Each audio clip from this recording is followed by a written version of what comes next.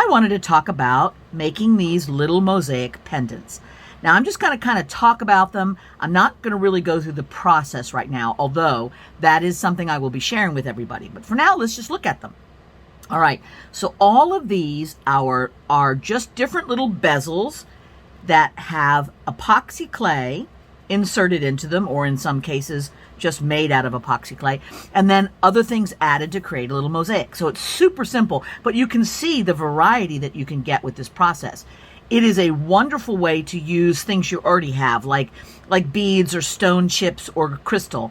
But I have utilized a whole bunch of little glass, millefiori, murrini, and other little bits and pieces of the mosaic world into these pendants, and I wanted to tell you about it.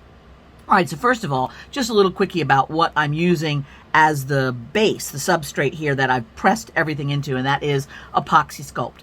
This is my epoxy clay of choice. I love this stuff. ApoxieSculpt is fabulous. It's a two-part system where you put the two parts together, mix them thoroughly, and it has a putty-like consistency that you can then shove into your areas and put other things in it. So you got about an hour, hour and a half of really nice sticky working time, and then it takes about 24 hours to fully cure. And that's what these all are. And like I said, I'm not going to go in the how-tos right now, but other videos with that in it will follow. Then what I've done is I have taken all of these wonderful little bits of murrini glass. And murrini is a way of making a cane. It's like putting together a puzzle out of colored pieces of glass and making a stretched long cane out of it that can then be cut into little chunklets. So this is a whole bunch of flowers that I purchased from a wonderful flower artist, and I have all of these things as kits on my website. So in the description will be some more information about this lovely artist here, as well as links directly to the bezels, the clay, the kits that contain the little bits and pieces and everything you'll need. But I love them. I love all the little leaves. I love the flowers. They're fantastic. So then what do I do with it? So I mix up my clay, I press it in, and then I start putting in the little glass bits and other fun things. So let's take a look at this one first. This is a big chunky bezel that I have in my collection. This is a bezel I designed. There may or may not be any left by the time you're watching this. It was a limited run, but I've just shoved in the epoxy clay, and in this case I used white, and then I put in like beads, little tube beads for a branch, and these nice big chunks of the murrini glass, and then filled in the background with kyanite chips, a kind of stone, and then use a little bit of powder all around to color in between. So I think that turned out pretty nice, and that's the same process I used for this one, only I didn't have a bezel to pop it into. So you can see that you can use leftover little bits of your epoxy clay. So let's say you mix some up and you mixed up a little bit more than you needed. You can just make a little shape, a freeform shape, and stick your stuff in it. And if you can see in between here, I have lots of little tube beads and just regular glass seed beads just stuck in, so you can kind of see the circular color, which I think is kind of clever. Now this has got a textured background to which I've added powder and wiped it off so it just stays in the cracks and crevices. On this particular one I did the same thing, making texture and putting the powder, but I didn't wipe anything off. So you can get a lot of fun little effects just by putting some texture in using powder.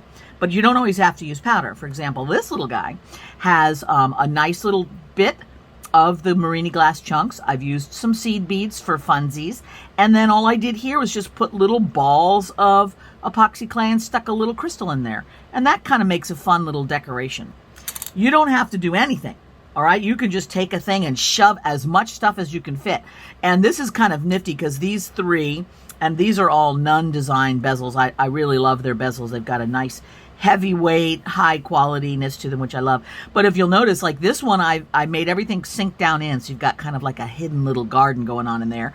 This one is, just under the surface, level with the surface of the bezel, and then this one's kind of bulging out of the top. So it's three different ways that you can kind of place it, and I think they all look nice, and they definitely would be very eye-catching when you wear them.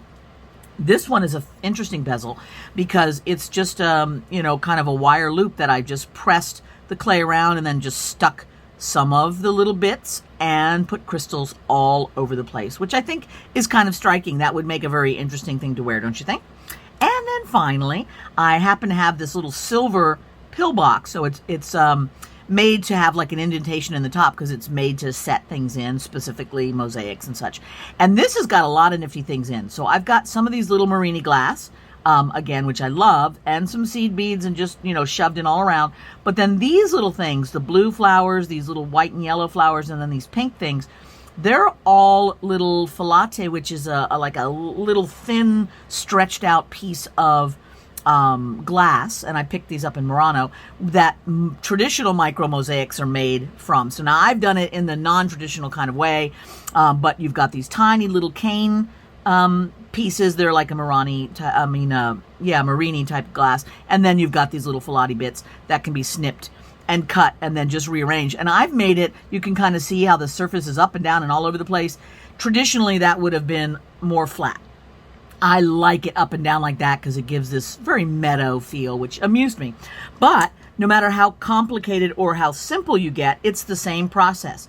You stick in some epoxy clay, you shove in your little glass bits and your bead bits and your whatever bits, and you let it dry, and then you have a marvelousness. Doesn't that look like fun? All right, so check out the description and you will see some links to the various kits and things. You'll see a link to where I will be demonstrating how to do this, and then stay tuned to the channel because I will have videos popping up that will show you how to do it as well. But happy creating. I hope this gives you some inspiration.